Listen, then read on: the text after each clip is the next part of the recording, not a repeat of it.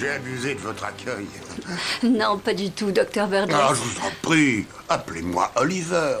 Bonsoir, Oliver. Señorita Francesca. Bonsoir, Melvin. Bonne route, docteur. Olli.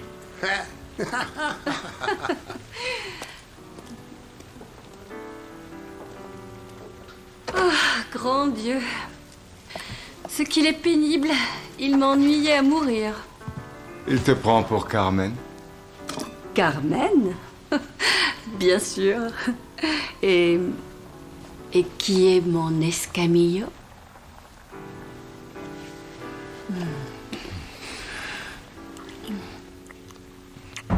Señorita Francesca, vous êtes le seul qu'il me faut.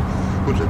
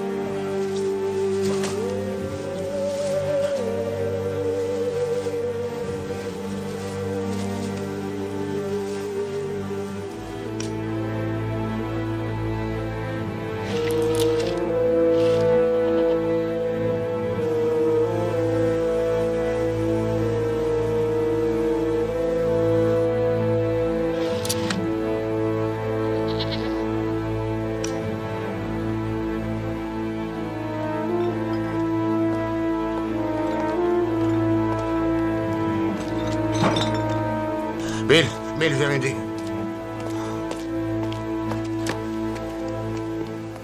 J'ai passé la soirée à l'école d'équitation avec Francesca. Je suis tombé sous son charme et je suis rentré en plein dans un arbre près de chez Marie-Moine, pas loin du bouc. J'appelle un médecin? Je suis médecin et je ne devrais pas boire ça. Je vais appeler Franck, il vous remorquera et personne ne le saura. Non, Bill. Pourquoi? J'ai heurté quelque chose. Ah, le vieux Billy n'a rien, grâce au ciel. T'as peut-être heurté un cerf?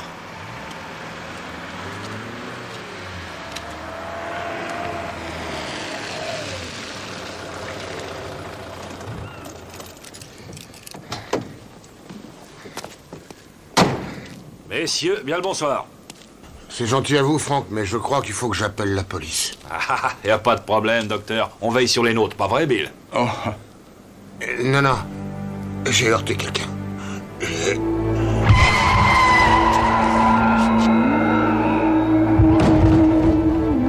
Peut-être le nouveau, là. L'Irlandais, c'est bien ça. C'est pas à lui que tu loues la maison, Bill? Oui. Voyons s'il est chez lui. Allez, venez. Ah, merci.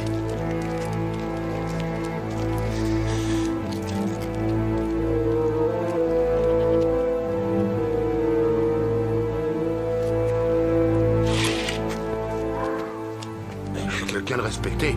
Je peux pas me débarrasser de cette histoire d'un coup de balai. Du calme, mon vieux.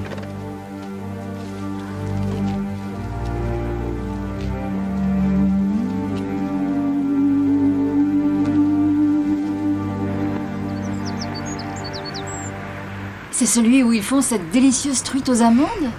Non, eux, ils font des œufs en saumure. Un jambon génial et le meilleur demi de tout le comté. Est-ce qu'ils font des chips aussi? C'est quand j'ai vu qu'il n'était pas rentré ce matin que j'ai pensé à vous. Le médecin avait-il l'air très éméché? En fait, je lui ai servi une bonne rasade de whisky pour l'aider à surmonter le choc. Et rendre inutile l'alcotest? Il venait de passer la soirée chez Francesca Ward. Depuis qu'elle a repris le centre équestre, cette femme fait perdre la boule à tous les hommes du village. Si vous me parliez de l'Irlandais... Je ne sais rien de lui, sauf qu'il loue ma maison. Mais c'est une agence qui s'occupe de la gestion. L'avez-vous vu au pub? Seulement une ou deux fois, mais jamais il ne s'est mélangé aux autres. À ce qu'il paraîtrait, ce serait un de ces types qui murmurent à l'oreille des chevaux et qui leur aurait demandé du travail. Où ça, au centre équestre? Ah. Salut, Bill. Salut. Vous avez les clés de sa maison? Oui, tenez. Mais je l'ai laissée ouverte dans l'espoir qu'il reviendrait, et c'est à peu près 1,5 km sur la petite route. Et Tom, faites pas d'histoire, hein. Vous connaissez les villages? Oui, je connais bien les villages, seulement je suis policier, je vous le rappelle, Bill.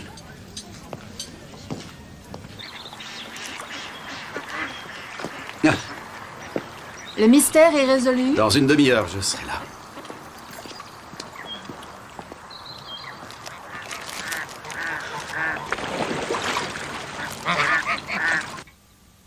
Qu'est-ce que vous avez vu d'autre hier soir, Marie? Rien du tout. Oh, quelle chance! Il n'y a rien à colporter dans ce cas-là, à vos amis et à vos voisins. Pourquoi je ferais ça?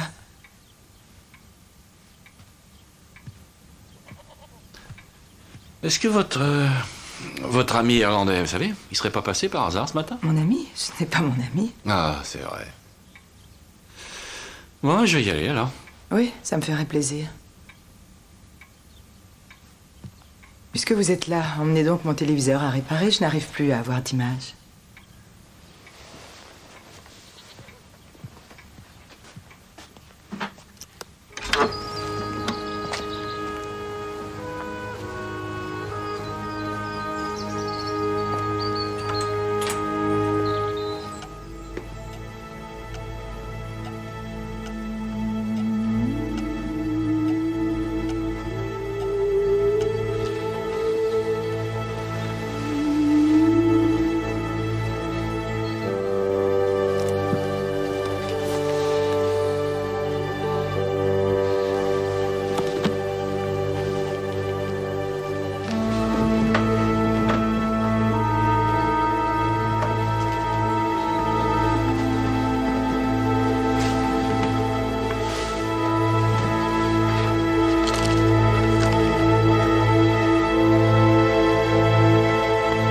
Oui, c'est ça, Troy. J'ai bien dit tous les hôpitaux. Sean O'Connell. Sean O'Connell. Ensuite, viens me rejoindre à Newton Magna.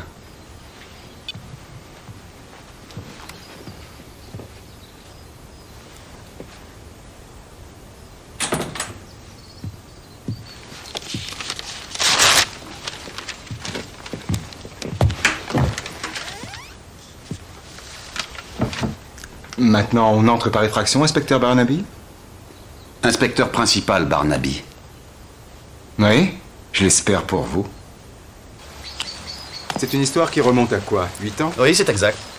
Et dire que vous n'avez fait que 18 mois. Ne parlez pas aussi fort, vous allez faire peur aux chevaux. Ainsi, vous êtes un ami de Sean O'Connell. De qui? L'homme qui habite ici. Ah ouais, c'est une espèce d'artiste à ce qu'on m'a dit. Vous étiez venu l'arrêter? Qu'est-ce qu'il a fait? J'ai une petite question à vous poser, Melvin. Si vous n'êtes pas un de ses amis, pourquoi êtes-vous entré chez lui? Eh bien, je vous avais repéré, en passant devant la barrière, avec ma fille, Julie. Vous vous souvenez de Julie? Elle vient juste de finir ses études. Oui, bien sûr. Mademoiselle Stockard. Bonjour. L'inspecteur principal Barnaby, l'un des plus fins limiers que la police ait jamais eu. Merci, Melvin. Continue toute seule, chérie.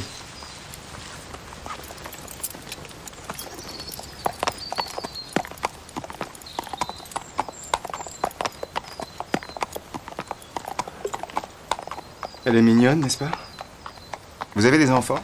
Oui, une fille. Très mignonne aussi. Ils vous brisent tous le cœur. Parlez pour vous. Moi, j'ai eu pas mal de chance avec ma fille. Vous leur donnez tout ce que vous pouvez et ils vous brisent le cœur. Que faites-vous au juste dans la région, Melvin? Il paraît que vous meniez la vie de château sur la Costa Blanca. Oui, mais c'est surprenant ce qu'un triple pontage peut s'avérer efficace pour se remettre complètement en question.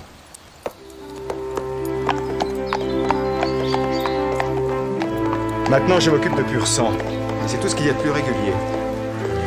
Vous voyez l'église? Il faut refaire le toit. C'est moi qui vais le payer. Bonjour, pasteur. Bonjour, Melvin. Je suis au conseil de la paroisse. Nous avons réussi à sauver le bibliobus et la ligne d'autocar. Vous voyez ce puits? C'est une chose précieuse. Autrefois la source de toute vie, aujourd'hui, il est plein de vieilles bicyclettes. J'essaie de faire en sorte de redonner de la fierté à ce village Barnaby.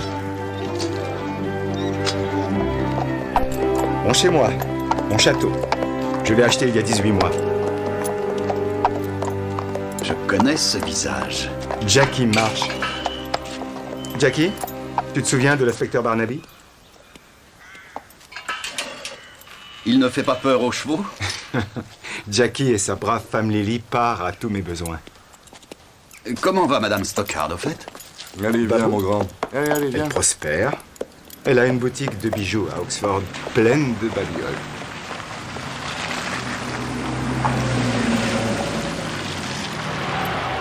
J'arrive peut-être trop tôt pour le déjeuner. Vous arrivez à point nommé, madame. Je vous présente un vieux copain à moi, Tom Barnaby. Madame Francesca Ward. Bonjour, Tom. Bonjour. Francesca dirige le centre équestre où j'ai des box pour mes chevaux. Ah. Va le reconduire, Jackie. Ah, voici ma femme, Joyce. Melvin Stockard. Ravi de vous connaître, madame Barnaby. Enchantée. Je suis Francesca. Enchantée. Joignez-vous à nous pour le déjeuner. Ah, j'en suis bien désolé, Melvin, mais nous sommes déjà pris ailleurs. Mais une autre fois, peut-être. Avec grand plaisir. Adiós, Tom. Espero que nos veremos de nuevo.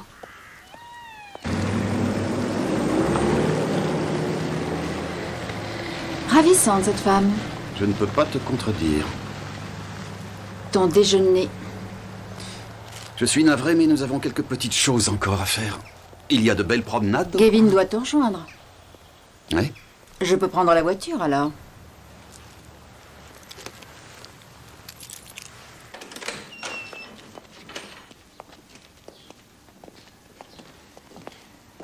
À cette petite soirée, Dr. Burgess, étiez-vous le dernier à quitter les lieux? Oui, j'étais le dernier invité à partir. En dehors, bien sûr, de Melvin Stockard, j'ai eu le sentiment qu'il avait envie de rester. Ça fait du bruit de remorquer une voiture accidentée. Personne n'a regardé par une fenêtre? Pas à ma connaissance. Il n'y avait que la maison de Marie Mohan et ses fenêtres n'étaient pas éclairées. Il faudra que nous l'examinions avant que vous ne vous mettiez au travail. Pas de problème.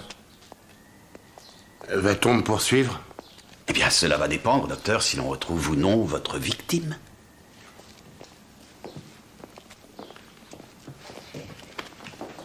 C'était délicieux, Lily.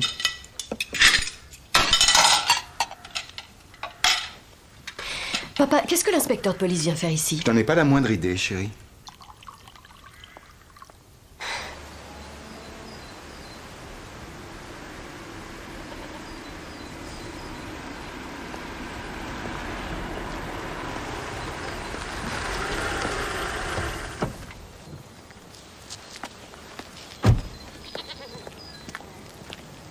Alors? C'est là que ça s'est passé? Oui, Troy, c'est bien là. C'est à peu près là que le choc a eu lieu. La voiture est rentrée là-bas, dans l'espèce de muret. Burgess venait de là. Il venait tout droit du centre équestre. En plus, sous comme un Polonais? Il y a de fortes chances. Et toi, qu'est-ce que tu as trouvé? Dans les hôpitaux à moins de 25 km, pas le moindre Irlandais sanguinolent du nom de Sean O'Connell, ni même d'un autre nom. Je me demande pourquoi ça ne me surprend pas le moins du monde. Il ne reste plus beaucoup de traces, mais jette quand même un coup d'œil.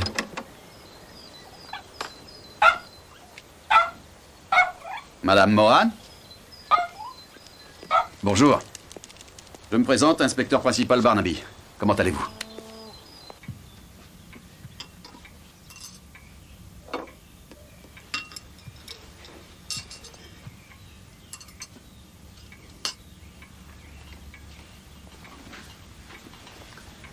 Pour Marie, bien affectueusement. Oui. Nos vies se sont brièvement croisées, en effet. Pouf, avoir dansé avec nos reliefs. Si ma femme voyait ça. Je n'ai pas dit que j'avais dansé avec lui. Mais je peux encore toucher le sol avec la paume de mes mains, pas vous? C'est formidable. Vous devez vous douter de la raison de ma visite. Oui, à vrai dire, il s'agissait bien de la voiture du médecin. Et nous n'avons pas envie d'avoir de problème, n'est-ce pas? Quel genre de problème? J'espérais bien que vous alliez me dire ce que vous avez vu, ce que vous avez entendu. Eh bien, pour tout vous dire, je dormais. Le chien m'a réveillée, j'ai vu la voiture, le médecin en sortir apparemment indemne, alors je me suis recouchée. Et ça ne vous a pas dérangé, les mouvements dans la petite rue, une demi-heure plus tard, quand on a remorqué la voiture? Ah bon, vraiment? Je suppose que... je devais être dans les bras de Morphée, le docteur Burgess m'a donné des somnifères. Vous voulez du sucre? Non, merci, jamais.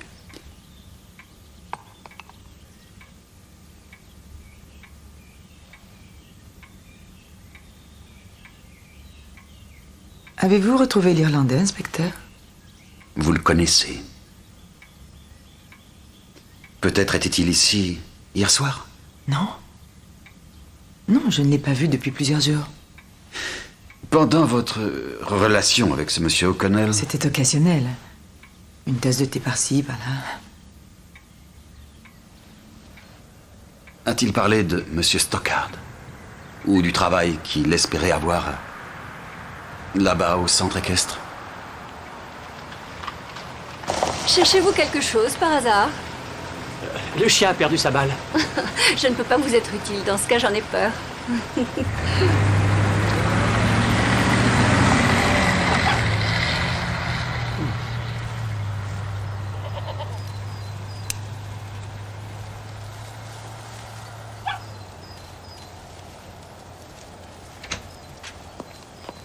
Et merci pour le thé.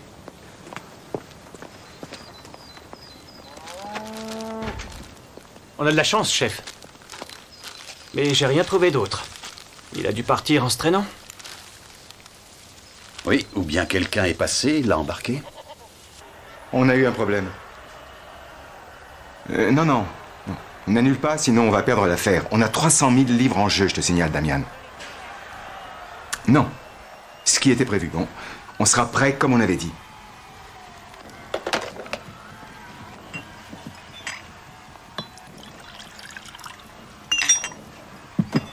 Papa, peux-tu me dire, s'il te plaît, ce qui se passe? Je vais vendre un cheval, ma chérie.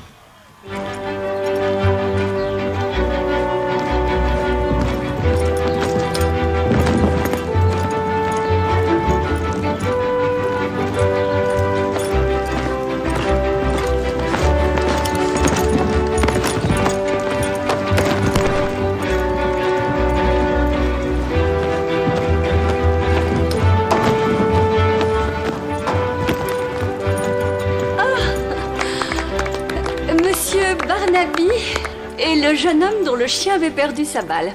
Êtes-vous venu prendre une leçon? Je vous présente l'inspecteur adjoint Troy. Nous venons vous demander de l'aide, Madame Ward. Ah bon? Francesca, je préfère. Francesca.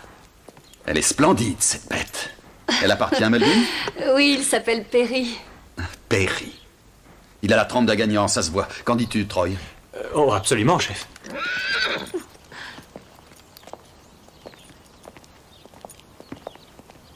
Tout cela est vraiment impressionnant. Il a une part dans l'affaire, Melvin? Oui, lui et moi, nous sommes associés. Ah. Vous connaissez Sean O'Connell, n'est-ce pas? Qui parle à l'oreille des chevaux. Ah oui.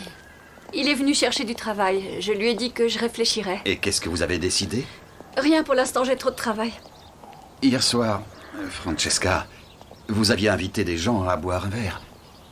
Le docteur Burgess est parti de chez vous assez tard. Pauvre Oliver, a-t-il des problèmes? Est-il parti le dernier? Non, Melvin était encore là. Melvin est resté la nuit? Honnêtement, je ne crois pas que cela vous regarde de quelque manière. Disons que cela m'aiderait beaucoup de le savoir. Il s'est trouvé que... Oui. En avez-vous fini avec moi?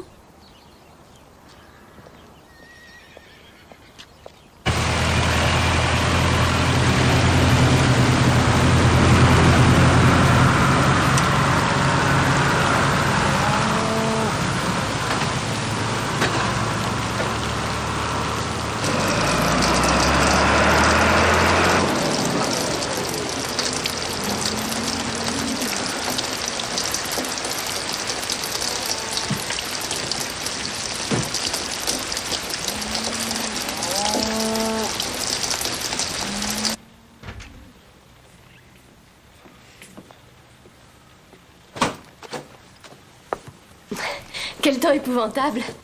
Je vais vous faire un peu de thé. Je le ferai moi-même. On allait sortir, papa. On va aller à Coston avec Noël boire une bière. Et après, on essaiera le nouveau restaurant français. Et qu'est-ce qui va payer tout ça? C'est moi, papa, c'est moi. Et après la noce, est-ce qu'elle apprendra à faire la cuisine? Bonsoir, papa. Pas la peine de m'attendre.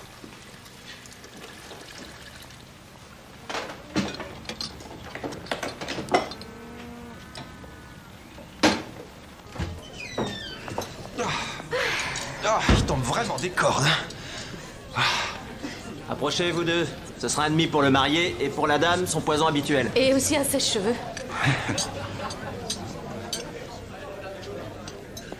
Ça va, vieux? Vous êtes encore là? Inspecteur adjoint Gavin Troy et Julie Stockard, la fille du châtelain. Il y a un problème dans le village. Que pouvez-vous nous dire à propos de Sean O'Connell, l'homme qui murmure à l'oreille des chevaux? À Newton Magna? Ah oui, vous me l'apprenez. Chris, je te présente... Inspecteur principal Barnaby. un ami de papa. Je vois. Moi, c'est Chris Maxon. Mon adjoint, Troy. Salut. Noël Williscroft, garçon d'honneur. Vous allez vous marier? Dans 2 semaines. Papa ne vous l'a pas dit? Non, il ne m'en a rien dit. Je suppose qu'il est fier de ce mariage? Oui, il est emballé. Son père, c'est Melvin Stockard. Cambrioleur à ses débuts et par la suite extorsion multiple de biens, menaces en tout genre. La moitié du nord d'Oxford est sous sa coupe. Et vous l'aviez pincé? Oui, c'est exact, avec son comparse Jackie Marsh. Pour vol avec violence. Seulement, les supérieurs, j'avais à l'époque, ont voulu l'inculper également pour des délits pour lesquels il n'avait pas de preuves. Un avocat a réduit en bouillie le moindre argument et notre châtelain a écopé de 18 mois pour un délit qui aurait dû lui valoir 10 ans au minimum.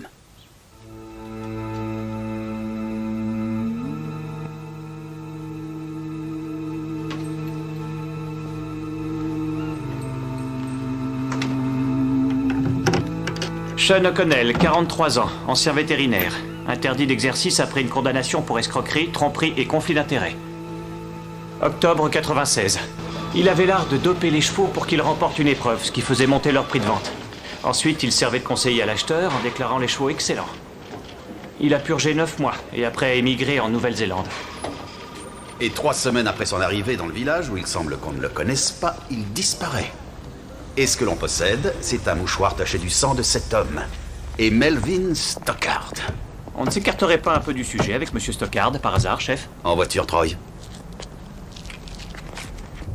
Stockard vend et achète des chevaux. Et O'Connell connaît les ficelles du métier. Exact, et si ça se trouve, ils montent un coup ensemble. Ou alors sinon, O'Connell a quelque chose sur Stockard. Il le fait chanter. Il est renversé, et alors pour Stockard, c'est une chance unique. Moins vite, Troy. Arrête-toi.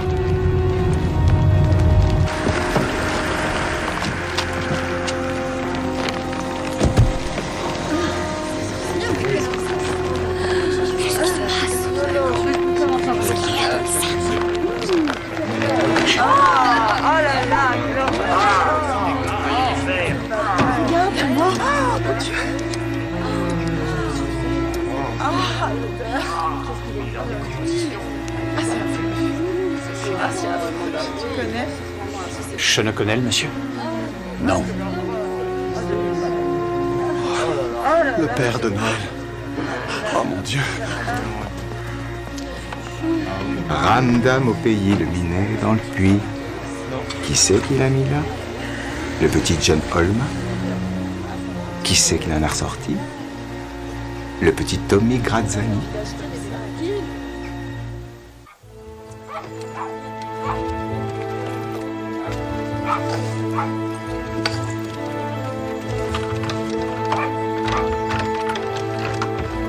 Au revoir, mon chien. Au revoir.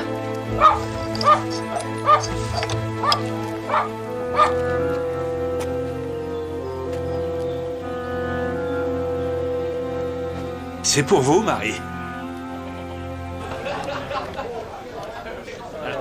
Robin Williscroft avait une liaison avec Valérie Maxon, la femme du fermier. Robin était le père de Noël, le garçon d'honneur. Ouais, ce qui rend l'affaire épouvantable. Et même pire qu'épouvantable. Ce sont des copains d'enfance depuis l'école. Et cette histoire, elle remonte à quand? À quelques semaines, Robin et Valérie voulaient aller s'établir en Nouvelle-Zélande. Elle avait de la famille ou des amis là-bas. Ils pensaient que Maxon avait eu vent de leur liaison.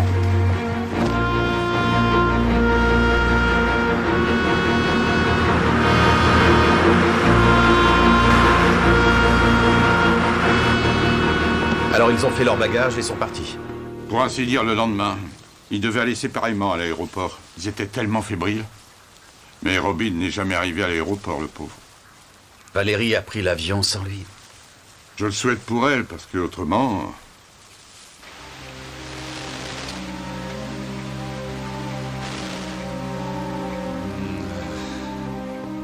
Ah, ça y est. Voilà qui résout votre problème.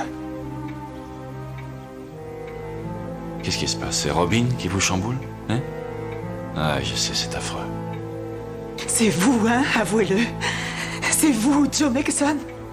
Comment? Qu'est-ce que vous dites? Qu'est-ce que vous avez fait, Valérie? Ah, vous vous faites des idées, mon chou. Pourquoi aurais-je quelque chose à voir dans tout ça? Prévenez-moi s'il y a le moindre problème.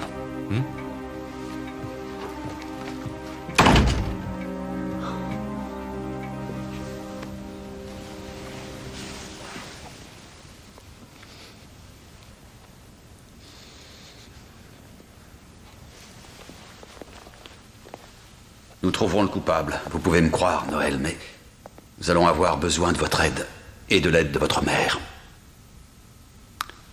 Je vous appellerai.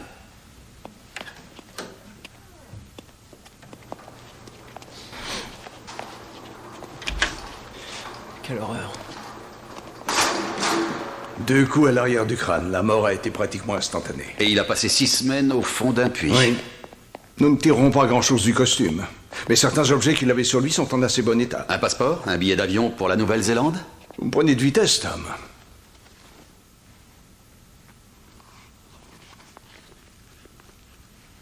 « 12 juillet, départ à l'aéroport d'Heathrow. » Des cartes de crédit, un pendentif en jade. On ne lui avait rien volé, alors? Non. Sauf peut-être sa montre. Curieux pour un homme qui prend l'avion de ne pas porter de montre. Juste une idée. Excellente, d'ailleurs. Ah oui, c'était dans la poche de son pantalon. Valérie Megson.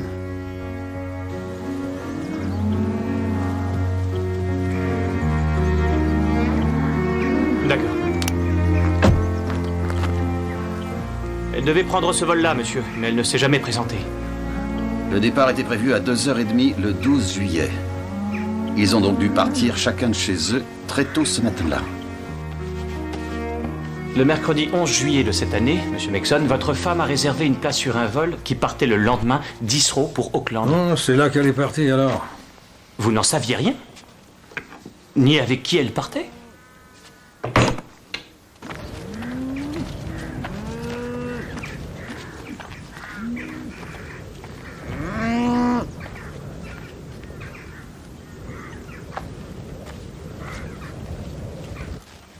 Ce matin, le cadavre d'un homme assassiné, celui de Robin Wilscroft, a été remonté du puits. Comme chacun le sait ici... Comme chacun le sait? C'est uniquement là-dessus que vous vous fondez? Sur des commérages et des ragots? Mais nous ne vous accusons pas, monsieur Megson. Ce que nous cherchons à savoir pour le moment, c'est si votre femme se porte bien. Vous a-t-elle contacté, monsieur? Eh bien alors? Qu'est-ce que t'attends? Bah vas-y, réponds! Ne te mêle surtout pas de ça. Et de votre côté, Chris? Avez-vous eu des nouvelles de votre mère? Non. Vous oubliez la lettre qu'elle vous a laissée? Il me l'a prise avant que j'ai eu le temps de la lire, et il l'a déchirée. Monsieur Megson, votre femme a-t-elle des amis ou de la famille en Nouvelle-Zélande? Donnez-nous une adresse. Vous n'apprendrez jamais par moi où elle peut être. Cette sale pourriture. Et si vous ne m'arrêtez pas, sortez immédiatement de chez moi. Nous allons nous revoir, monsieur Megson.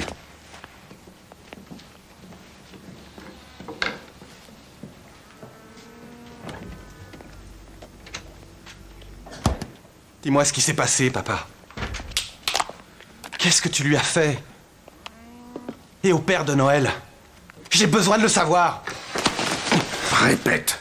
Tu insinues que je les ai tués, espèce de petit branleur. Dégage, tu débectes.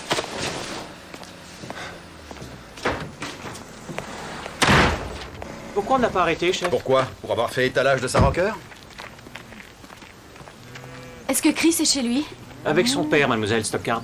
Et si j'étais vous, j'attendrais. Mais ça me rendrait service si je pouvais vous parler une minute. Je vous en prie.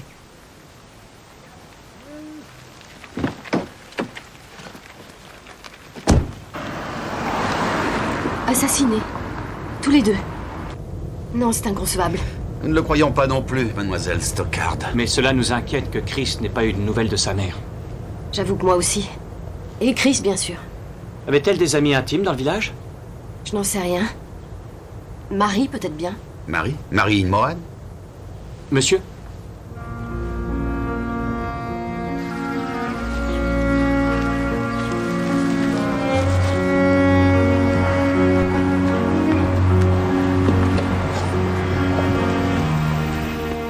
Ne serait pas la mère de Noël? Bridget? Si. Et Frank Lightbourne? C'est son frère, l'oncle de Noël. Il travaille au garage. Écoutez, il faut absolument que j'aille voir Chris.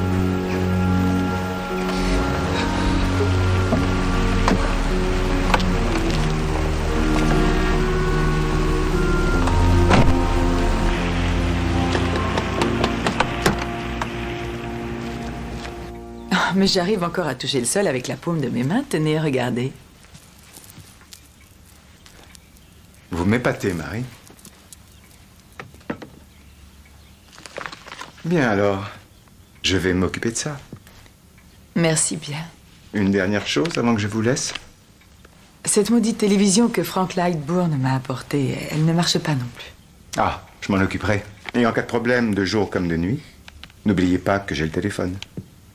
Vous êtes un homme d'une grande bonté, monsieur Stockard. Melvin. Et au sujet de notre secret, pas un mot à qui que ce soit. Promis? Bien sûr. Courage.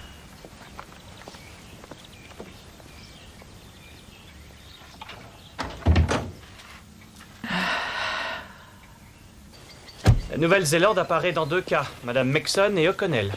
Aurait-elle envoyé là-bas à la recherche de Robin? Ah, vous y avez pensé? Mais cela n'en discrédite pas pour autant les efforts que tu fais, Troy. Non, mais ça tendrait à mettre Monsieur Stockard hors de cause. Melvin! Qu'est-ce qui vous amène ici? Vous faites de l'aide à domicile? Vous avez mis dans le mille, Tom. Un problème de téléviseur. Et elle fait appel à vous? Il n'y a pas de basse besogne. Comment se porte votre enquête? Oh, elle avance. En mieux. Si vous avez des questions à me poser, je sais où presque tous les cadavres sont enterrés dans le village. Marie est allée faire un somme, au fait. Merci, Melvin. Madame Mohan, nous sommes très inquiets au sujet de Sean O'Connell et de Valérie Maxon. Votre, vous savez, excellente amie. Avez-vous eu de ces nouvelles? Non, je n'en ai pas eu. Monsieur O'Connell vous avait-il parlé d'elle? Oui, enfin, non, je veux dire, je ne me rappelle pas. C'était des commérages. Est-ce que vous avez son adresse en Nouvelle-Zélande? Oui, enfin, c'est-à-dire, non, je l'ai perdue. Elle se déplaçait beaucoup. Alors, excusez-moi. J'ai horriblement mal à la tête. Alors, à votre avis, qu'est-ce qu'elle nous cache, monsieur? Ça, je l'ignore. Mais quoi qu'elle nous cache, je te parie ta chemise que Stockard n'y est pas étranger.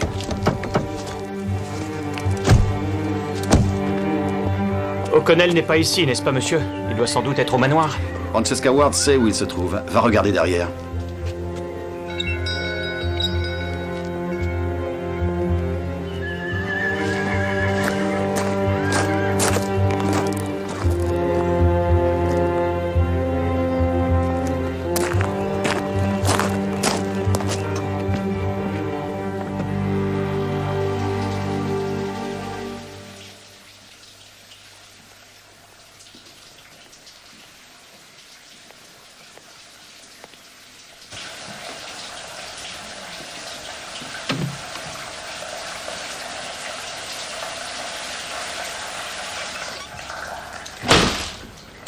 Qui vous a autorisé à entrer ici? Sortez!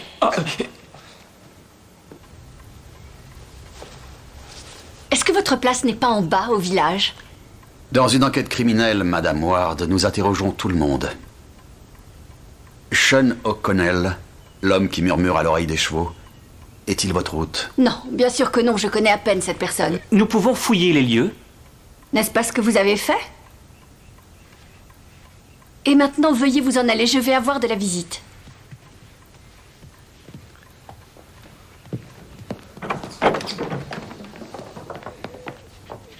Écoutez, je tiens quand même à vous prévenir que Sean O'Connell a des antécédents criminels et que si vous avez l'intention de faire appel à ses services, vous allez mettre votre affaire en mauvaise posture. Désolé de vous avoir importuné. Oui, et je tiens à vous dire, Madame Ward...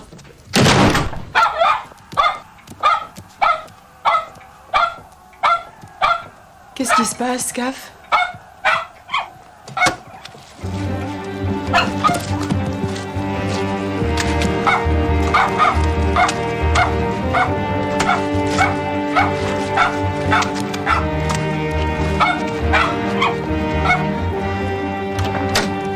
Je sais qui vous êtes.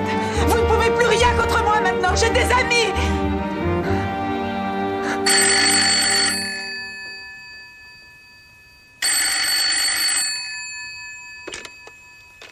La résidence Stockard? Oui, monsieur Stockard, je vous prie.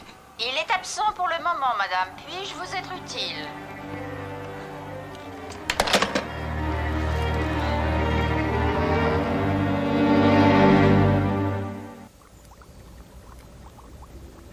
Je crois bien que je les ai négligés.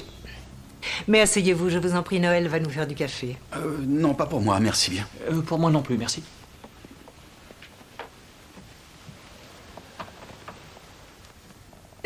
En quoi puis-je vous être utile? Madame Williscroft, étiez-vous au courant que votre mari envisageait de vous quitter? Non, non, je suis complètement tombée des nues. Oh, je t'en prie, maman, la moitié du village le savait. Peut-être, en tout cas, moi je n'en savais rien, Noël. Pendant la journée du mercredi 11 juillet ou celle du jeudi 12 juillet, Madame Williscroft, vous rappelez-vous les dernières paroles que vous avez échangées avec votre mari? Oui, bien sûr. Le 11 pour nous était une date anniversaire, celle du jour de nos fiançailles il y a 25 ans. Je lui avais fait son plat préféré pour le dîner, de la blanquette de veau. Après le dîner, il s'était montré très tendre. Alors pourquoi avait-il réservé son billet d'avion pour partir avec Valérie Mexon? Et le lendemain matin, Madame Williscroft, est-il parti au travail comme d'habitude? Et lorsqu'il est rentré ce soir-là? Laissez-moi réfléchir. Le lendemain soir... Ah oui, j'avais mon cours de yoga. Mais quand vous êtes revenu de votre cours de yoga... Il n'était pas à la maison, mais il était parfois obligé de s'absenter pour ses affaires. Mais non, pas du tout, voyons. Pourquoi est-ce que tu t'obstines à me contredire? J'ai bien assez souffert comme ça.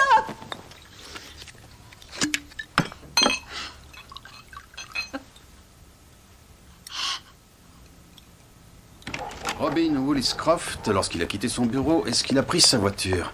Et où est-elle actuellement? Regarde ses cartes de crédit, ses relevés de banque... Monsieur Barnaby? Elle a menti.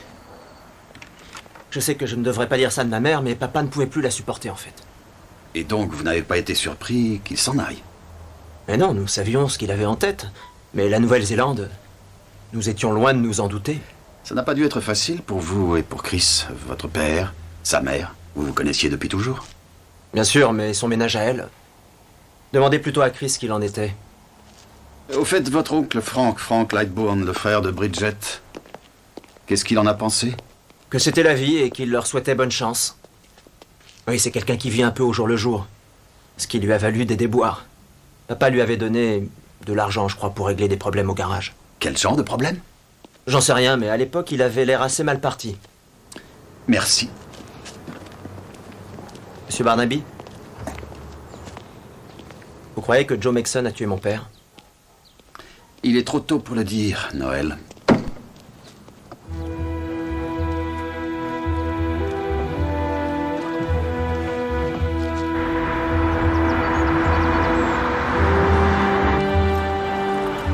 Arrête, Troy.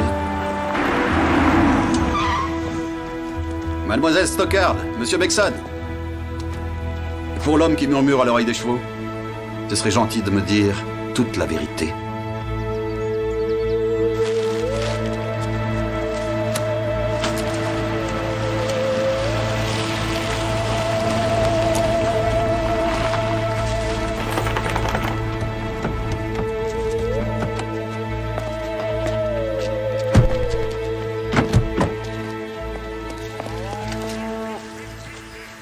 On l'a trouvé ici, À quelle heure?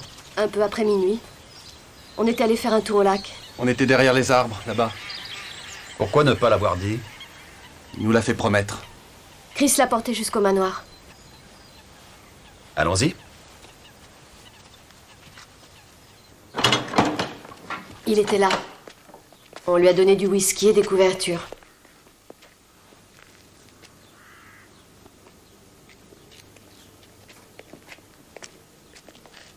Il n'avait pas besoin d'un médecin? Il a refusé. Il a dit qu'il avait un travail à finir. Qu'il voulait se faire oublier parce qu'on avait voulu le tuer. Quelqu'un de la maison vous a vu? Non. Papa était sorti. Nous l'avons laissé pour qu'il dorme et au matin, il n'était plus là. Aucune trace de lui?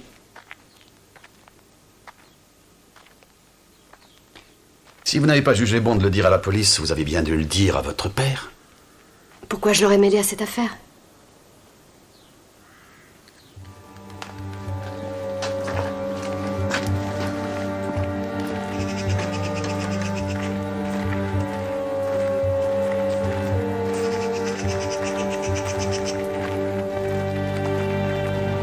Je résume. Un mort, 2 disparus et Stockard qui joue les policiers du village. Il me mène en bateau, mais je suis prêt à parier que c'est lui qui cache O'Connell. C'est l'anniversaire de Collie mardi prochain. Mais oui, bien sûr, c'est vrai. Elle voudrait un bijou, mais à Coston, il n'y a rien de bien. Un bijou. Mais pourquoi l'acheter à Coston, voyons? Je connais un endroit idéal pour ça.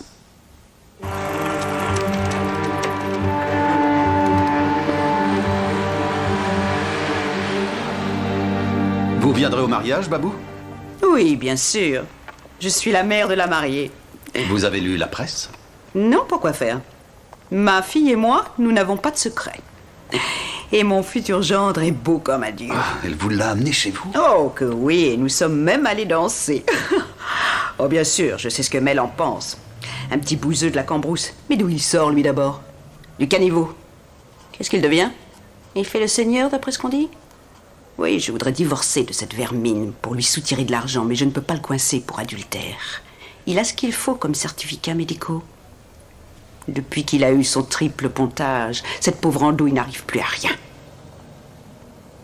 Oui, tout est fin prêt maintenant. Et tu es un chic type, Damian. J'aurai bientôt l'occasion de te prouver ma reconnaissance, et tu n'y perdras pas. Qu'est-ce qu'il y a, Jackie? C'est cette femme. Mohan. Quel est le problème? C'est son poste télé qui est encore en rade? Elle est plutôt agitée. Ah, très bien. Je crois qu'il lui faut un peu de vacances.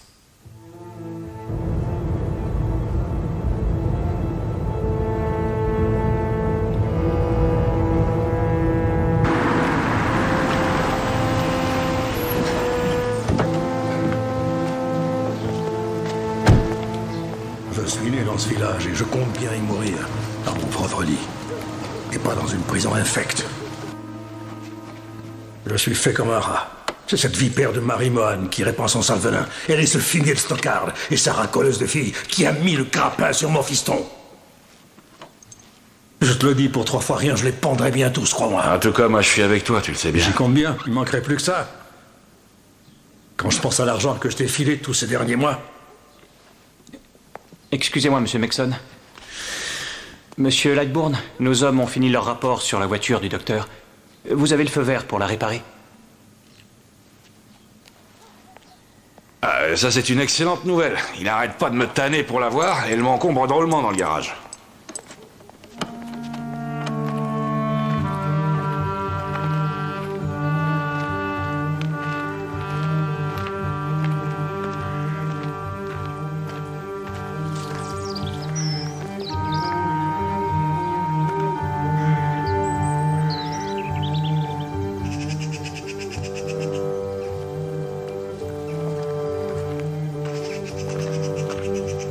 Vous voulez fouiller la maison, Barnaby?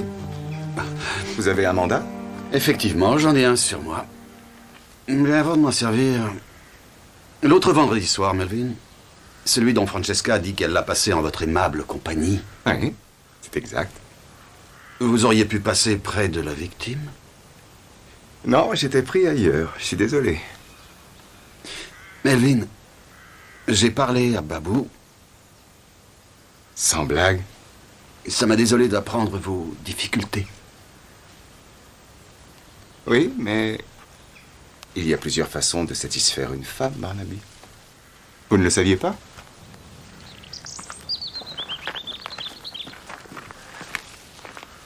Venez donc boire un verre. Tâchez d'être là demain à 6 heures. J'ai convié quelques amis. Venez avec votre femme. Oui, bien volontiers. Merci, Melvin. Très bien. D'accord, merci. J'ai des nouvelles de la voiture. Mais encore, Troy? Willis Croft en avait fait cadeau à Frank Lightbourne, qui l'a vendu il y a 3 semaines à un certain monsieur Stewart de Haddenham. Et tout est parfaitement réglo.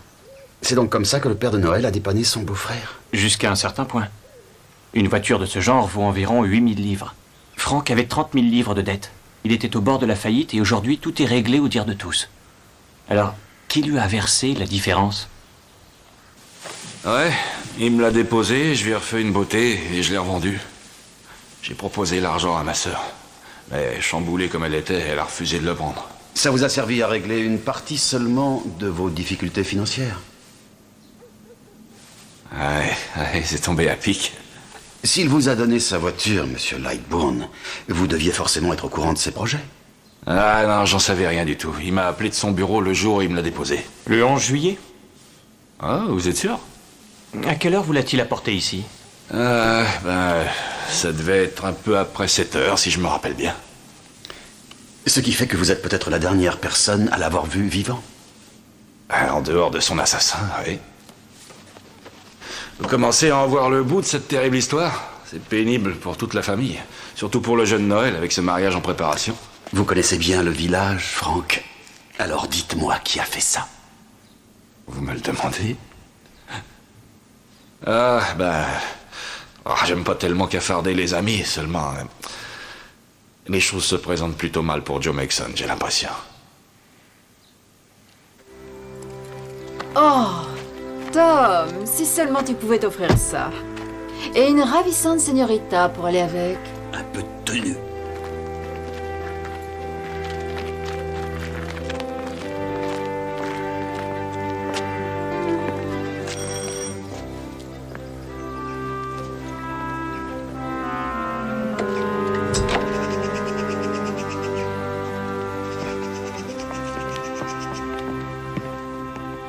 Ah, monsieur l'inspecteur et madame Barnaby. Entrez, entrez. Par ici, nous sommes au salon. Venez, Joyce, que je vous présente mes hôtes. Le docteur Burgess. Bonsoir. Le révérend Sorn. Madame Ward. Ma charmante fille, Julie. Madame.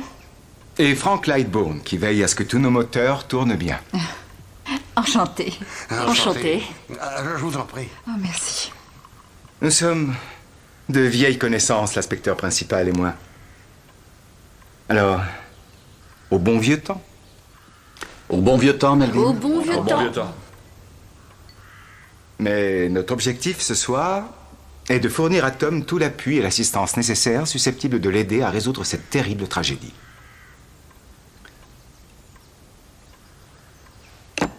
Je crains que vous soyez obligé de le faire sans moi, Melvin. J'ai un patient qu'il faut que je voie d'urgence. Oh, c'est très dommage, docteur. Excusez-moi. Monsieur Barnaby. Madame Barnaby. Au revoir. Merci et bonne chance pour vos délibérations. Très bien. Abordons le sujet sans plus attendre. En cas de meurtre, on cherche un mobile et les circonstances dans lesquelles il a été commis. C'est bien cela, Tom? Oui, c'est généralement notre façon de procéder, Melvin. Et dans ce village, il n'y a qu'une personne qui remplisse entièrement ces deux conditions. Bien que je sois peiné de le dire. Étant donné qu'il devait entrer dans la famille. Non, voyons. Tu n'as pas le droit de l'accuser comme ça. Mais enfin, je n'accuse personne, chérie. C'est à Barnaby de le faire. Et plus tôt il le fera, mieux cela vaudra pour tous les intéressés. Si je peux me permettre de dire un mot. Mais oui, faites donc, révérend, je vous en prie. En fait, je ne connais pas Joe Mason personnellement, étant donné que ce n'est pas un fidèle de ma part. Mais c'est une de vos ouailles. Oh, bien sûr, oui, tout à fait, oui, c'est exact, oui. C'est une de mes ouailles, oui, absolument. De plus, je voudrais être franc. C'est un homme qui a la réputation d'être... D'être quoi? Quelle réputation a-t-il? Je vais être charitable.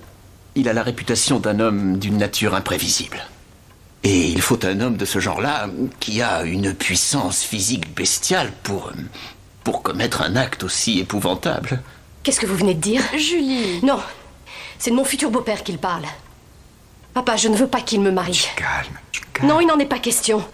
Cet homme-là n'est qu'un sale lèche-botte obséquieux qui est prêt à tout pour que son toit à la manque soit réparé. Ah, alors là, je proteste catégoriquement contre... Bah tiens. Melvin, c'est une conversation que je trouve totalement superflue. Vous nous aviez invités ici pour que nous fassions connaissance.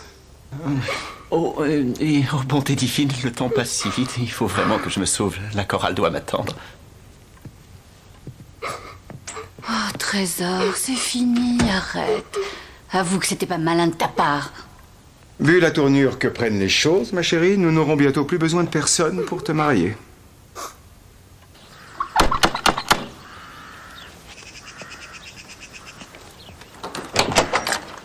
Police, inspecteur adjoint Troy, j'ai un mandat pour fouiller les lieux. Vous croyez avoir tous les droits? Sean O'Connell, Madame Marsh, où est-il? Oh, je ne sais pas du tout de quoi vous parlez. C'est quoi votre matricule? Hein? Je veux dire, là, si vous savez, des amis haut placés, ils vont vous casser. Allez, ça suffit, dehors! J'ai dit dehors, vous deux! Non, mais quel sacré culot!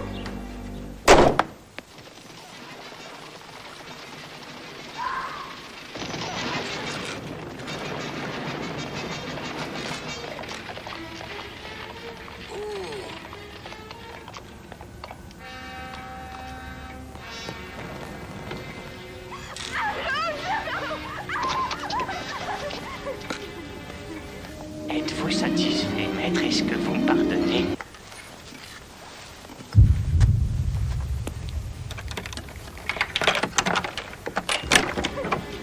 Tu as bien travaillé. Est-ce que c'est vous, Sean?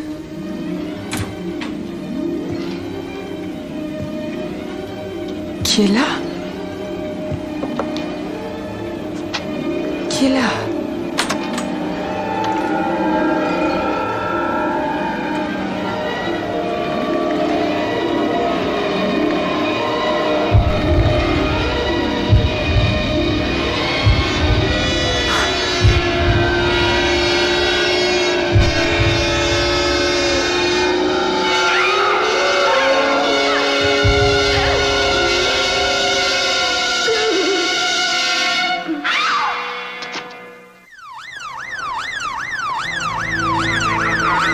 Dégagez le passage.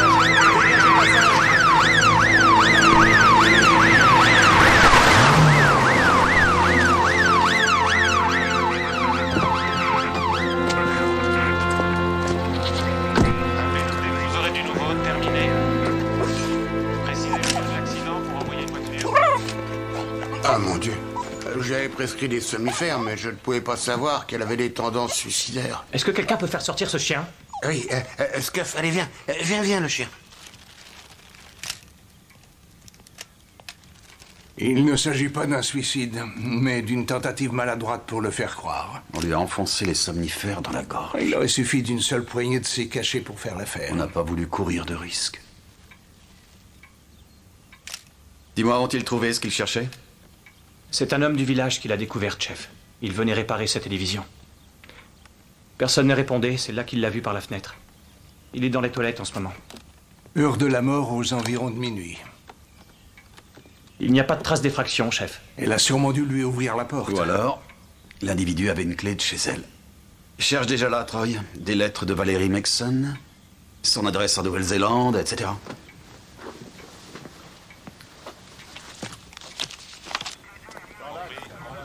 Merci. C'était une ancienne danseuse. Elle avait été une amie de Nureyev. Saviez-vous? Elle pouvait encore toucher le sol de la paume de ses mains. Non, je n'en savais rien. Non, il faut que je me sauve. Oui. Et où étais-tu passé, toi, le chien, hein? Espèce d'idiot. Qu'est-ce qui s'est passé? Vous êtes au courant?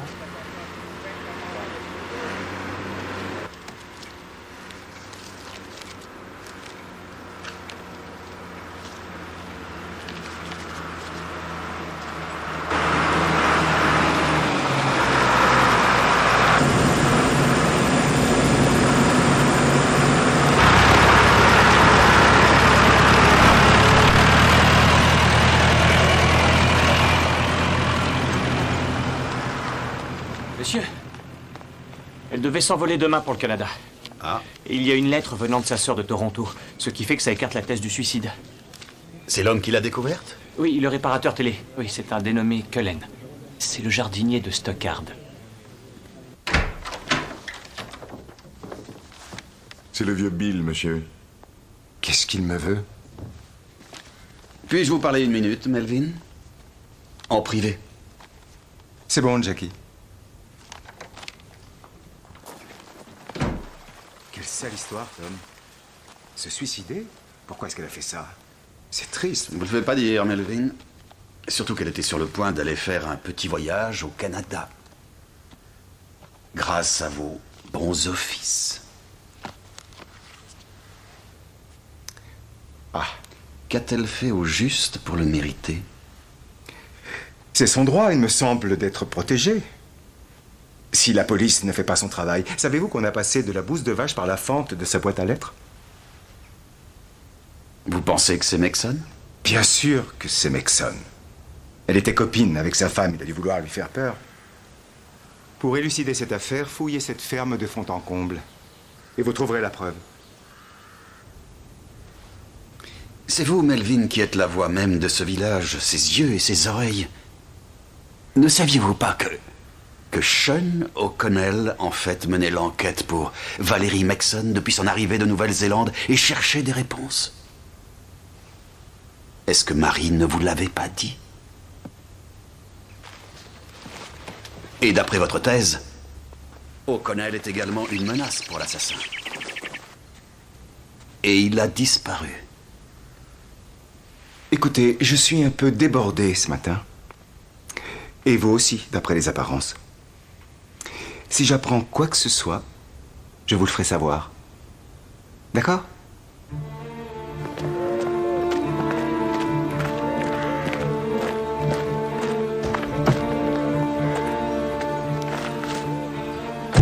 Mademoiselle Stockard voudrait vous parler, monsieur. Mais pas ici, je préfère.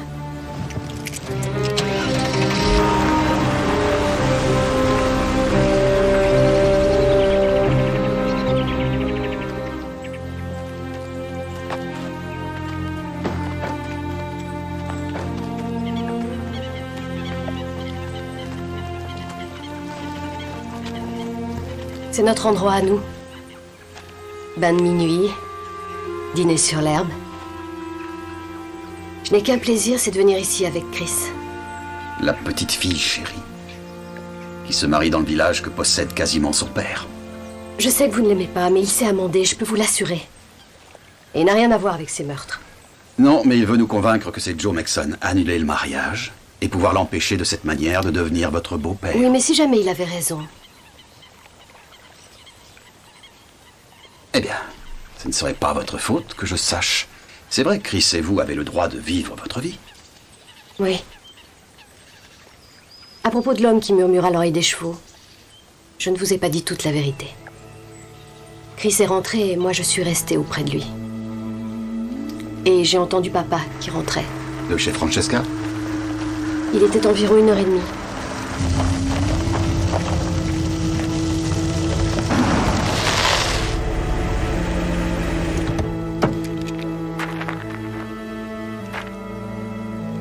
Pauvre vieux, il avait vraiment besoin d'un médecin. Mais papa m'a dit qu'il s'occupait de lui et m'a envoyé au lit. Je suis revenue à la charge le lendemain et il m'a dit que le type allait bien. Qu'il l'avait engagé pour faire un travail. Et que si je vous en parlais à vous ou à n'importe qui d'autre, il annulerait le mariage. Et où se trouve Sean O'Connell?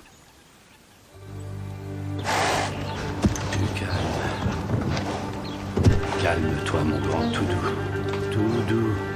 Oui, tu es un bon garçon, tu es un bon garçon. Tu as le trac, mon grand. Moi aussi, j'ai le trac. Mais on peut y arriver. Montre-leur ce que tu as dans le ventre.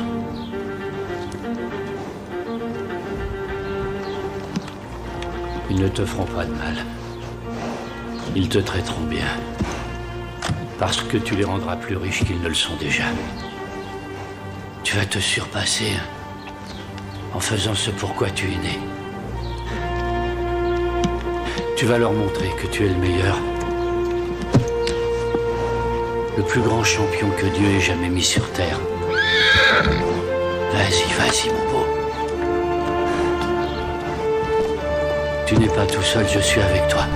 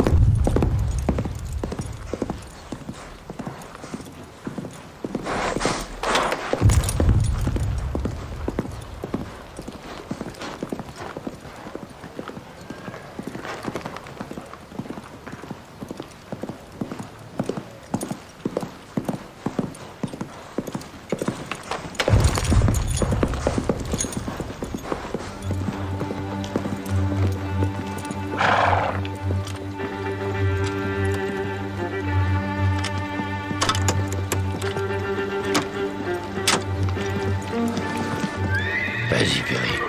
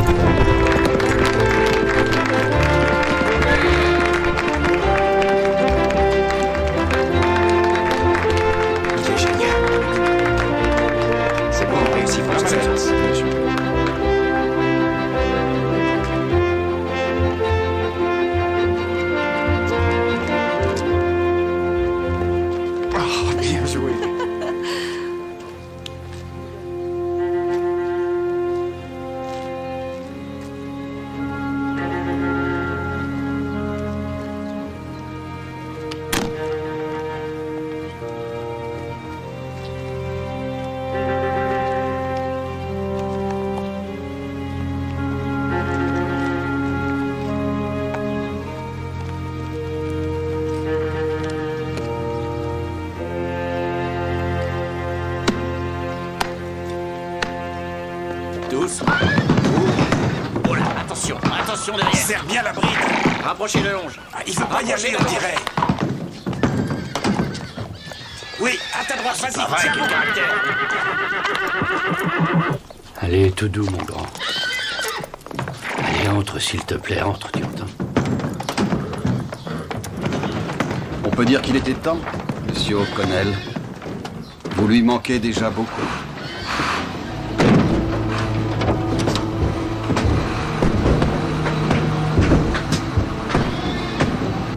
Si je l'ai fait, ce n'est pas pour moi. Ni pour l'argent. C'est vrai qu'il m'en faut pour vivre, mais je l'ai fait pour les chevaux. Des créatures comme chacun de nous qui ont besoin qu'on prenne soin d'elles et qu'on les comprenne. Parlez-moi plutôt de Valérie Maxson. Nous voulons seulement la contacter. Demandez à Madame Mohan. Et cela va être difficile, monsieur O'Connell. Madame Mohan a été assassinée. Il ne vous l'avait pas dit?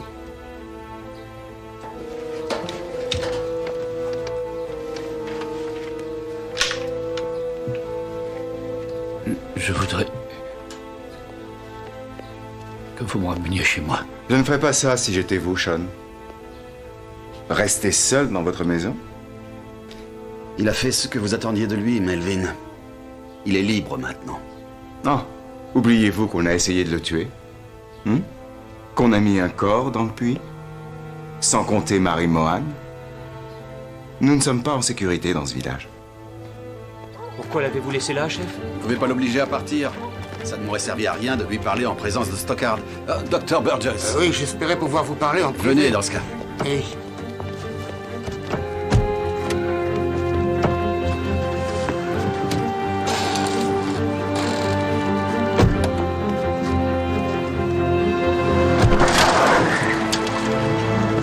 Vous nous avez fait honneur, mon ami. Oui, mais l'issue était incertaine quand même. Nous avons eu de la chance de nous en sortir.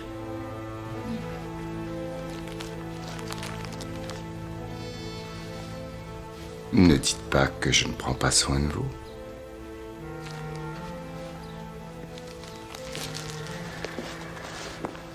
Nous pouvons vous inculper pour avoir fait obstruction à la police, ne pas avoir fait de déclaration d'accident. Mais si, j'ai déclaré mon accident. Bien au contraire. Vous vouliez le cacher, c'est Bill Pittman qui nous l'a signalé. Qu'avons-nous encore contre lui, Troy? Voyons, conduite en état d'ivresse, approvisionnement en puissants narcotiques d'une femme suicidaire. Ça, c'est pour l'ordre des médecins. Non, non, je vous en prie, pas ça, non. Je ne suis qu'un pauvre imbécile, un pauvre imbécile. Pourquoi avez-vous fait cela, Dr. Burgess? Oh, vous n'êtes quand même pas aussi bête que ça dans la police. C'est la faute de Stockard. Il savait que j'avais renversé cet homme. Il me tenait à sa merci. Il avait besoin de mon savoir-faire. Le type était dans un état que vous ne pouvez même pas imaginer. Et ça n'a pas été une mince affaire de le rafisteler, croyez-moi. Combien ça vous a rapporté, cette petite fredaine? Non, mais allez-y, prenez tout. Tenez, je n'en ai que faire. Troy? Maintenant, écoutez-moi bien. Si vous voulez continuer à exercer votre métier, je veux que vous m'ameniez votre patient à notre commissariat de Coston lundi matin à 9h pile, c'est compris? Oui, et c'est bien compris. Seulement, comment est-ce que je vais le faire sortir? Vous êtes médecin, non, il me semble. Prétexter un rendez-vous à l'hôpital, c'est tout? Pour les bonnes œuvres, monsieur.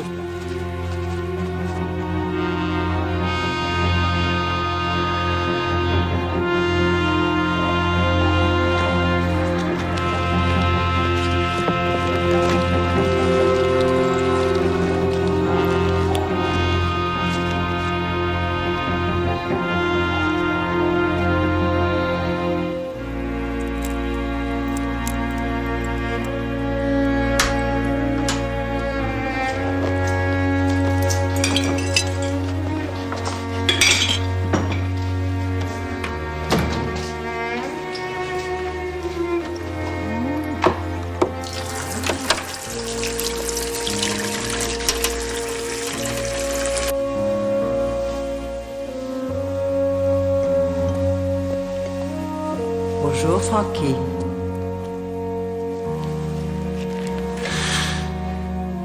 Qu'est-ce que tu me veux? Joue avec moi. Ah, non. Pas maintenant. Et en plus, pas ici. Qu'est-ce qui te prend? Tu as peur, petit frère? Personne ne nous regarde.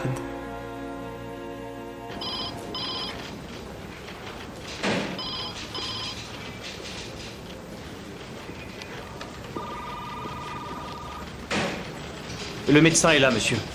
Mais il est venu sans son patient. Écoutez, j'ai essayé, seulement il refuse de bouger. Il m'a juste dit qu'il était en danger. Et il m'a demandé de vous remettre ça.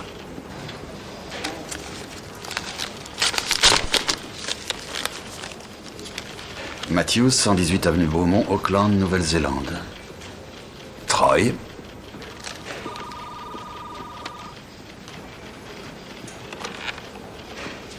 Il n'y a pas de réponse? Non. Merci, Dr. Burgess. Quelle heure peut-il être en Nouvelle-Zélande? On s'en fout, appelle, Troy.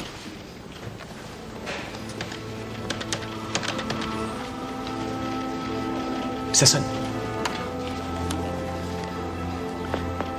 Madame Matthews, ici l'inspecteur principal Barnaby, je vous appelle d'Angleterre. Y a-t-il, je vous prie, une Madame Valérie Mexon chez vous en ce moment? Valérie Mexon.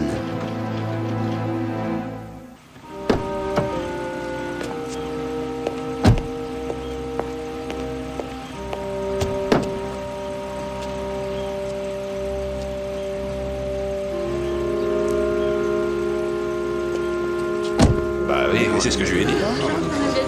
Il faut mieux carrément de s'en acheter une. Non. Ah ouais, ça c'est clair. Moi j'aime pas du tout. Ah ouais. Moi je pense qu'il faut beaucoup après, je connais.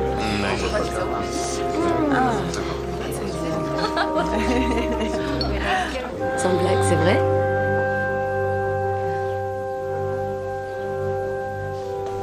Maman?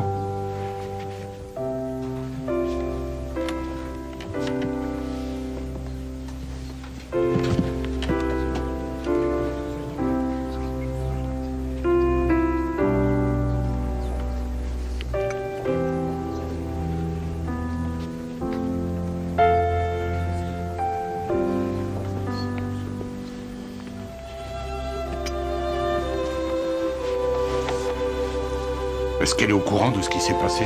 Oui. Elle le sait.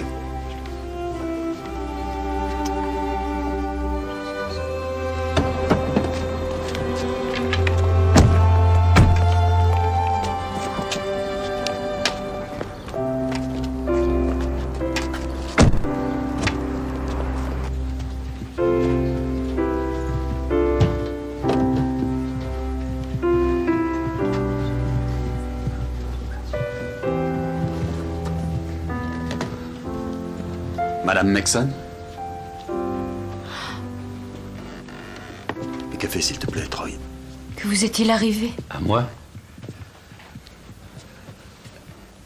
Je me suis fait renverser. Par le médecin du coin. Mais je suis en voie de guérison à ce qu'il paraît. Grâce à l'homme qui m'a renversé.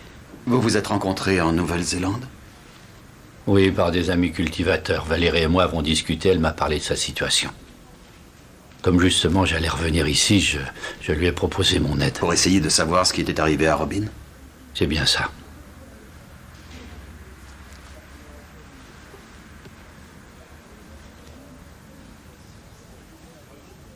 Pourquoi Marie? Pourquoi elle aussi?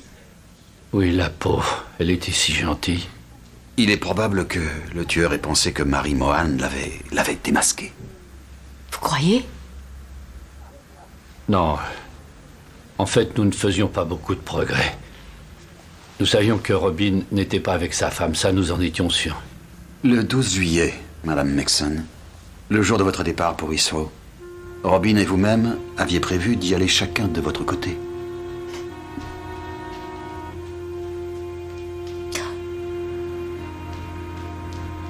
Nous devions nous retrouver à midi à l'enregistrement, mais il n'est pas venu. À un moment, on a passé un appel pour moi.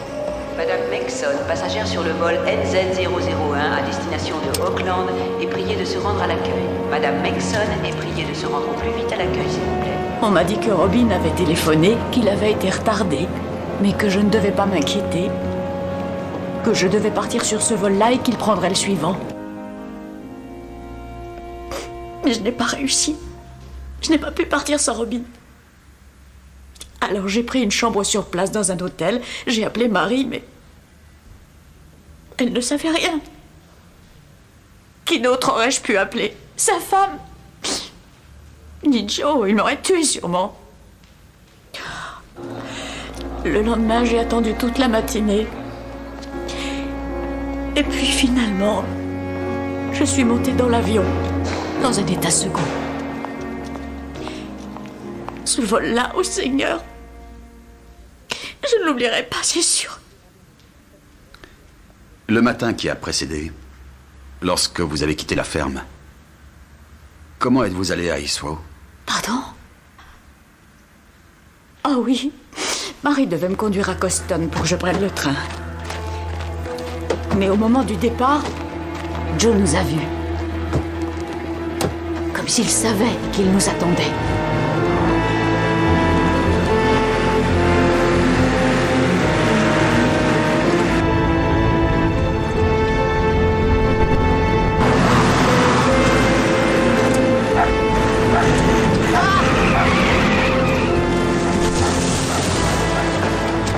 Mais Marie a conduit comme une championne et elle nous a sortis de ce traquenard.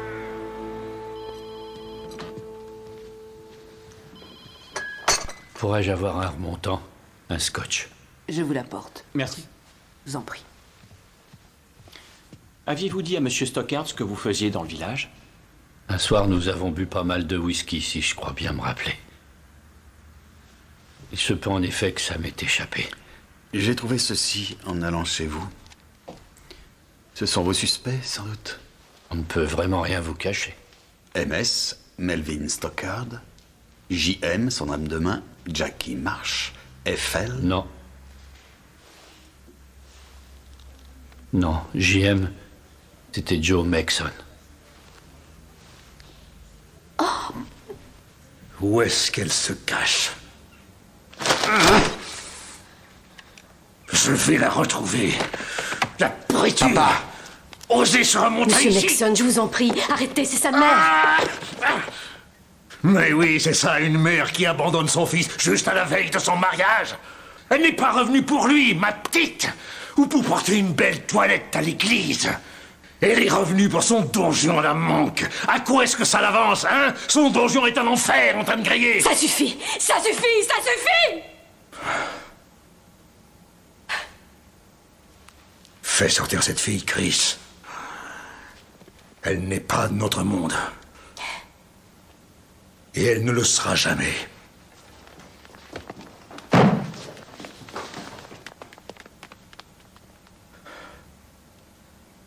Julie! Julie, ne l'écoute surtout pas. La seule chose qui compte, c'est nous, pas lui, ni maman. C'est nous deux. Je t'aime tellement.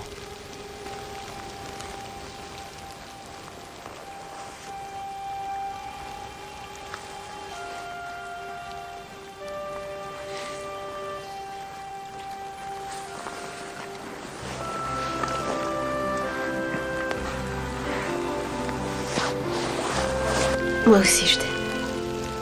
C'est tout ce qui compte. Oui. C'est tout ce qui compte.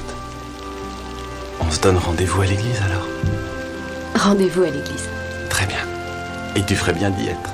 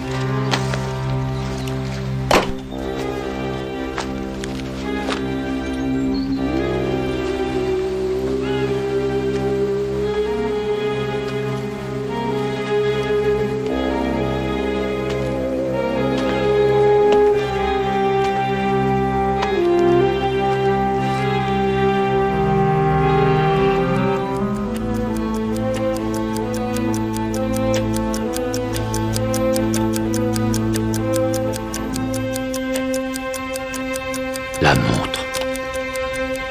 J'ai oublié cette maudite montre.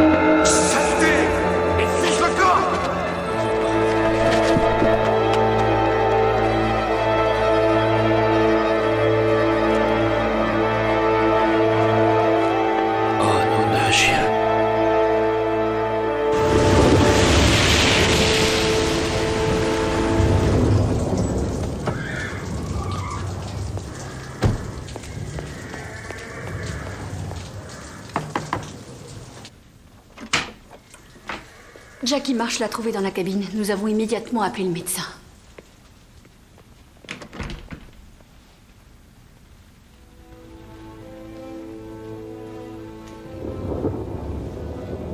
Il y a une chose dont il faut que je vous parle. J'avais retrouvé la montre de Robin. Elle était chez Barrymore. Cette fois, j'ai un mandat de perquisition.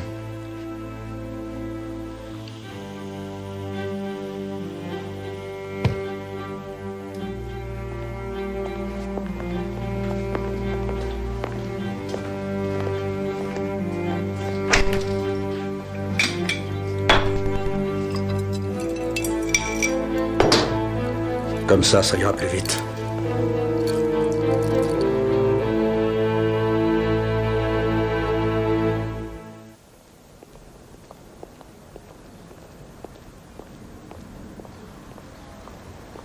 Quelle heure? Oh, il est... Non, l'heure indiquée sur la montre, Troy. Oh, elle s'est arrêtée à 11h moins 5, le soir du 11 juillet. O'Connell a déclaré se rappeler que Marie la lui avait montrée. Et c'est dans la cuisine de Mexon qu'on la trouve. Mise là par Stockard? Oui, je ne vois que lui. Ah, les voilà.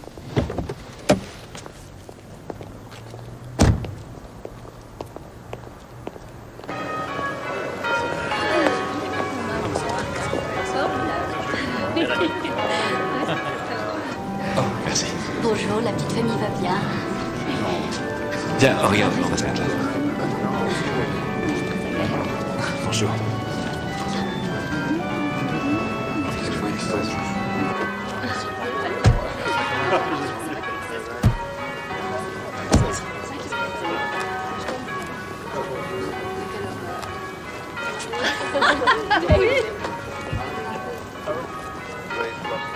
Ça va? Rien ne vaut un bon mariage, n'est-ce pas? J'espère que la fête va être réussie. Hein? Tout le monde est quand même venu. J'en reviens pas.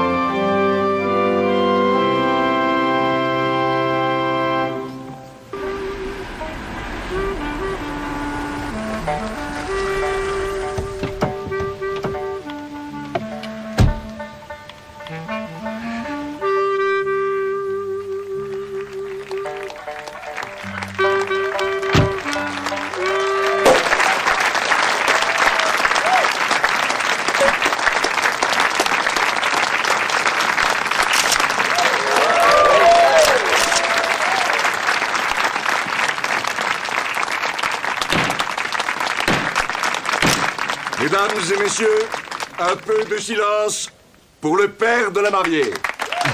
Merci.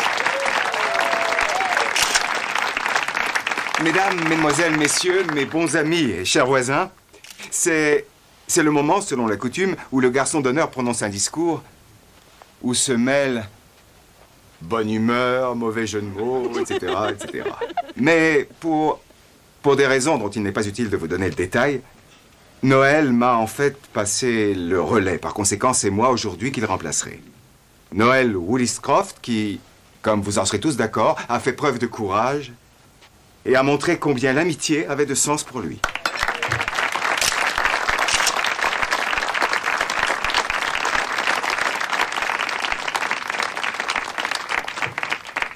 À moi de faire les mauvais jeux de mots. Quand j'ai découvert ce village la toute première fois, j'avais une dizaine d'années et je me suis promis qu'un jour, ce serait moi qui posséderais le manoir où nous demeurons aujourd'hui. Et bien, par la grâce de Dieu, et avec un peu de chance avec les dadas, j'y suis parvenu.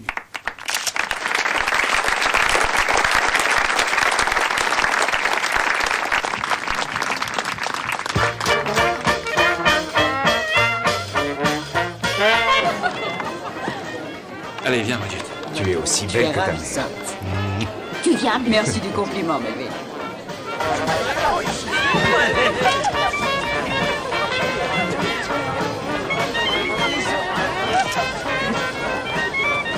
Pas devant, je te suis. Désolé, monsieur Lightbourne, il faut attendre. L'inspecteur Barnaby a un mot à vous dire. Je vous prie de rester encore quelques minutes ici, si vous le permettez. Ce ne sera pas bien long. Je vous remercie. Une petite minute, On va aller Melvin. s'asseoir. Que se passe-t-il? Je vais vous le dire.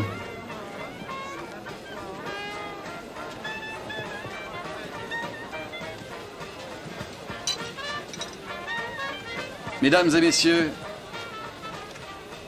je vous prie de m'excuser de gâcher cette fête, mais j'ai besoin de votre attention quelques minutes. Ce n'est pas le moment, Barnaby. Si, inspecteur. Continuez. Troy, c'est à toi. Aux alentours de 23 heures, le 11 juillet dernier, dans ce village, Robin Williscroft avait rendez-vous avec la mort.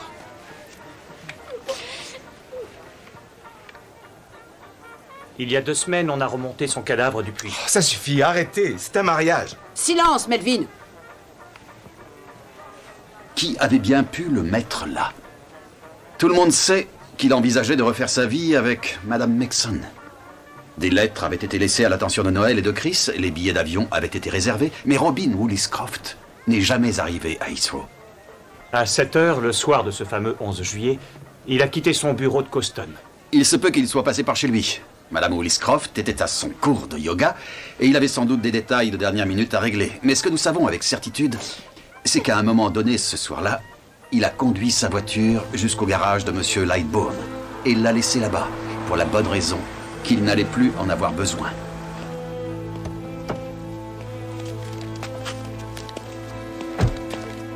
Il n'avait qu'une courte distance à parcourir à pied pour rentrer, peut-être 10 ou 15 minutes. Donc il se peut qu'il ait rencontré 1 ou 2 personnes, peut-être bien. Pas s'il est parti en taxi. A-t-il pris un taxi, Monsieur Lightbourne? Non. Il y avait bien un taxi de réservé, mais pour le lendemain, à 8 heures du matin. Madame Williscroft l'a renvoyé. Parce que je ne savais pas pourquoi il était là. Et la soirée était plutôt fraîche et il y avait peu de monde dehors. Et donc la personne ou les personnes ont très bien pu passer inaperçues. Seulement ces personnes, qui étaient-elles? L'homme et la femme abandonnés, qui n'en supportaient pas l'idée, agissant ensemble. Ah non, je n'ai rien à voir avec cet homme-là. Il n'avait qu'à mieux tenir sa femme. Calme-toi. Assieds-toi. Assieds-toi. Mais n'était-il pas beaucoup plus tard, Monsieur Lightbourne, lorsque Robin est passé à votre garage? Ça m'aiderait beaucoup si par hasard, vous pouviez vous le rappeler. Il était peut-être plus tard. La nuit venue? Ben, c'est que je travaille à toute heure pour les braves gens du village. Oui, vous êtes l'ami de tout le monde ici. En effet, Robin Williscroft s'est dit qu'avec vous, son secret était bien gardé. Vous parlez de quel secret? Contre votre silence, il vous a fait cadeau de sa voiture que vous avez revendue pour régler certaines dettes. Mais ce n'était qu'une goutte dans l'océan. N'y a-t-il pas quelqu'un qui vous a proposé d'effacer l'intégralité de vos dettes si vous vouliez bien l'aider à commettre un meurtre? Mais qui donc dans ce village avait les moyens de faire cela? Le châtelain? Le fermier? Ou bien la veuve? Franck! J'y suis pour rien, moi, j'ai rien à y voir. Bon, ça suffit, Barnaby. La plaisanterie a assez duré. Passons aux choses sérieuses.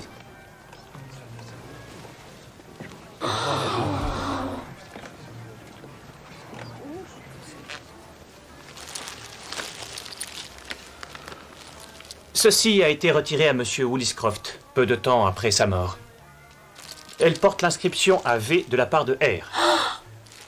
Et cette montre a été cassée exactement à 11h05, le soir du 11 juillet. Non! Cette montre, Monsieur O'Connell, où l'avez-vous vue avant? Madame Mohan l'avait chez elle. On lui avait mis sur son paillasson dans un paquet adressé à Madame Mexon.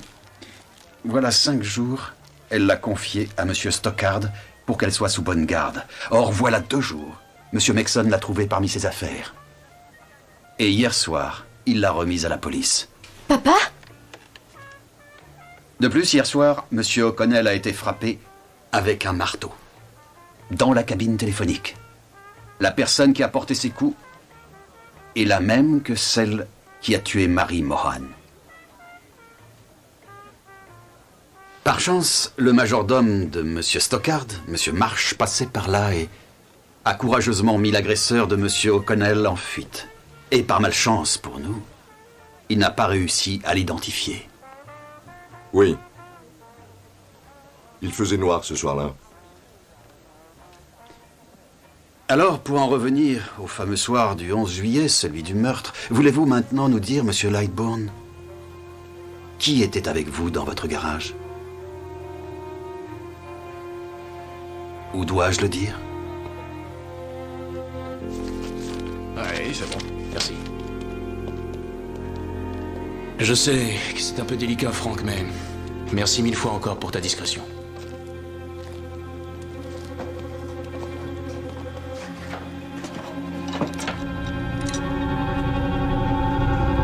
Qu'est-ce que...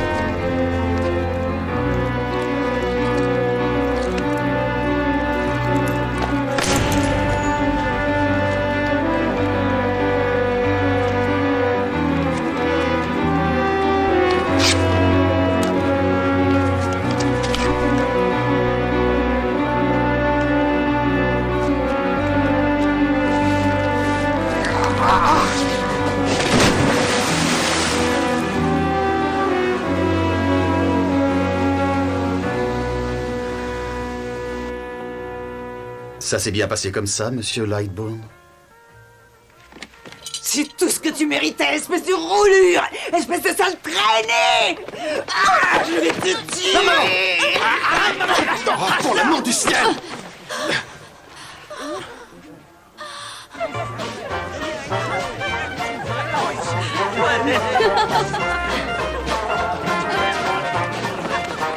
Marie n'aurait jamais ouvert sa porte à quelqu'un aussi tard. Nous avons retrouvé une clé sous une pierre, docteur. Franck avait dû l'avoir s'en servir. Donc en fait, Bridget a payé à Franck ses dettes pour le garage. Par amour fraternel et pour service rendu.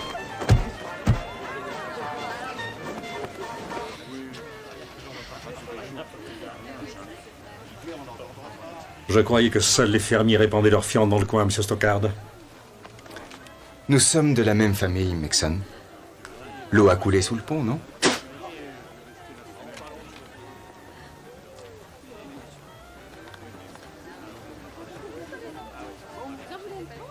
Et quant à toi, fermier. Laisse-la tranquille, t'entends?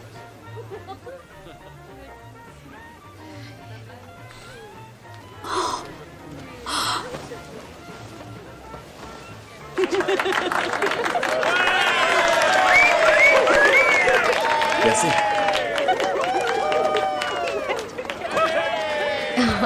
Tous mes voeux de bonheur.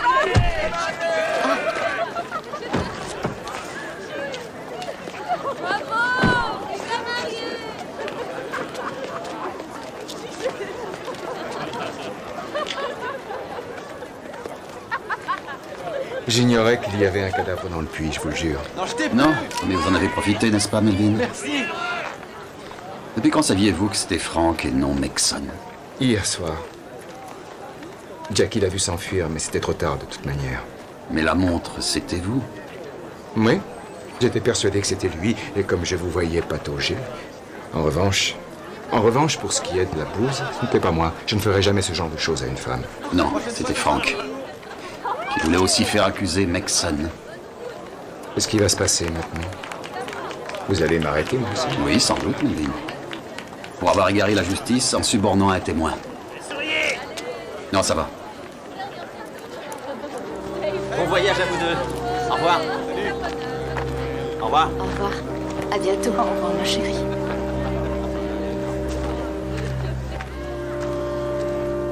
Tu sais qu'il me ferait presque pitié, avec toute sa fortune, et 3 femmes ravissantes, qu'il doit sûrement aimer à sa manière, d'ailleurs. Et dire que moi, je n'en ai que 2. Vive